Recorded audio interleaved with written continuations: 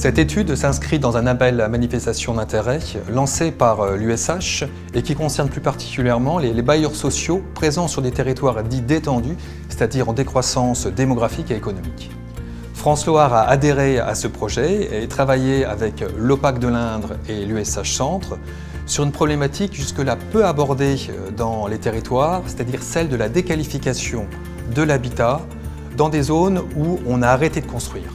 Nous avons donc demandé au cabinet Wavestone de travailler sur ce sujet. L'étude porte sur les modalités de recomposition du patrimoine HLM au sein des territoires détendus, c'est-à-dire ces territoires où la pression de la demande est faible, ce qui ne veut pas dire qu'il n'y a pas de besoin en matière de logement. À partir d'indicateurs simples, la date de construction des immeubles à laquelle nous avons associé des hypothèses qualitatives en ce qui concerne l'habitat, et la performance énergétique des bâtiments. Il s'agissait d'objectiver les processus de transformation de l'habitat.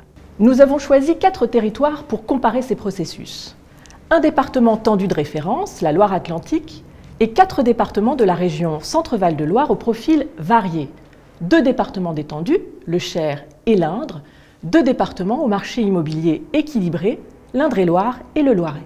Si l'on s'intéresse au rythme de construction donc, aux dynamiques de modernisation du parc, les écarts sont importants. Le nombre de résidences principales construites dans les départements détendus du Cher et de l'Indre n'a augmenté que de 20% entre 1991 et 2013, contre 31% dans le Loiret, 32% dans l'Indre-et-Loire et 49% en Loire-Atlantique. L'étude avait bien sûr également une visée prospective. Nous avons donc extrapolé en prolongeant le rythme de construction jusqu'à 2030. Et le résultat est sans appel. On observe sans surprise une amplification du décrochage des territoires détendus en matière de qualité de l'habitat. Le nombre de résidences principales qui auront été construites après 2000 à échéance 2030 sera environ de 16% dans les départements de l'Indre et du Cher, contre 29% en Indre-et-Loire et dans le Loiret, et 42% en Loire-Atlantique. Mais concrètement, qu'est-ce que ça signifie pour les habitants de ces départements? Les logements construits depuis 2000 bénéficient d'une évolution de la réglementation sur la qualité des logements. À partir de 2000, plus d'amiante, une évolution de la réglementation thermique constante et un niveau de consommation énergétique bas. La loi accessibilité pour les personnes en situation de handicap et pour les personnes âgées. Des typologies de logements mieux adaptées aux attentes de la population. Trop de T4, pas assez de T2. Les réhabilitations permettent-elles de remplacer la construction neuve pour compenser les écarts qualitatifs qui se creusent? Dans une certaine mesure seulement. Les niveaux d'isolation thermique de la construction neuve sont difficiles à atteindre, sauf dans un bâti existant avec des formes simples. L'accessibilité est quasi impossible à traiter. Présence de marche, pas d'ascenseur. L'amiante est également très difficile à traiter. Et surtout aujourd'hui, il n'y a plus de demande pour les grands logements, T4, T5, voire T6. Mais est-on certain que ces logements correspondent à des besoins sur ces territoires? Nous sommes à Montluçon, sur le quartier des Hauts-de-Buffon.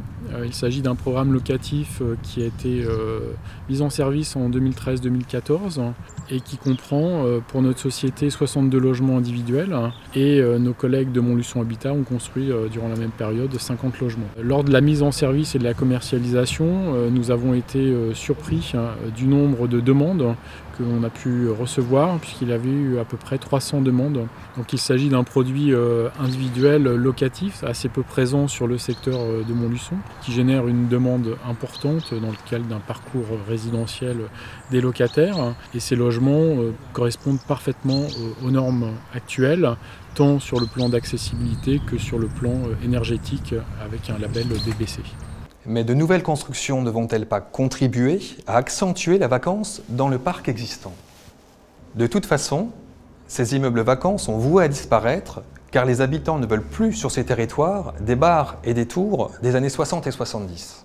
Par ailleurs, une étude de la répartition de la vacance dans le parc de France Loire et dans celui de Jacqueur Habitat démontre que cette vacance est très faible si les logements ont été construits après 2000. Cette vacance est moyenne s'ils ont été construits avant 2000 mais en habitat individuel.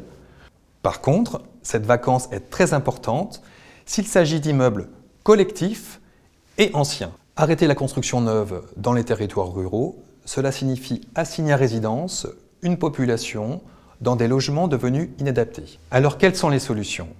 Il faut démolir bien plus qu'aujourd'hui un habitat obsolète et inadapté à la demande et le remplacer par une offre neuve à un rythme raisonnable mais qui va permettre à la qualité de se maintenir dans ces territoires. Cela pose évidemment aujourd'hui la question du financement et de la programmation du logement dans la politique nationale. C'est à ce niveau que se joue notamment la réduction d'infrastructures sur nos territoires.